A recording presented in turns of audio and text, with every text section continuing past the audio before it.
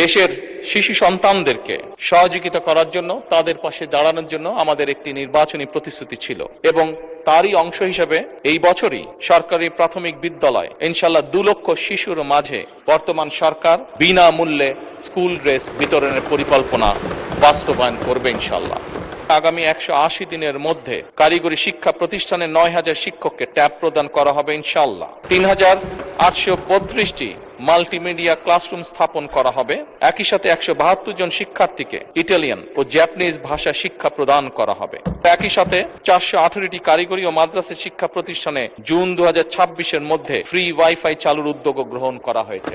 একই সাথে মাননীয় স্পিকার, বাংলাদেশে ঢাকা শহর সহ বিভিন্ন গুরুত্বপূর্ণ জায়গাগুলোতে পাবলিক প্লেস যেগুলোকে আমরা কনসিডার করি, এরকম অনেকগুলো জায়গাতে এর মধ্যেই ঢাকা কমলাপুর স্টেশন, ঢাকা বিমানবন্দর সহ এরকম গুরুত্বপূর্ণ জায়গাগুলোতে এরই মধ্যে ফ্রি ওয়াইফাই স্থাপন করা হয়েছে।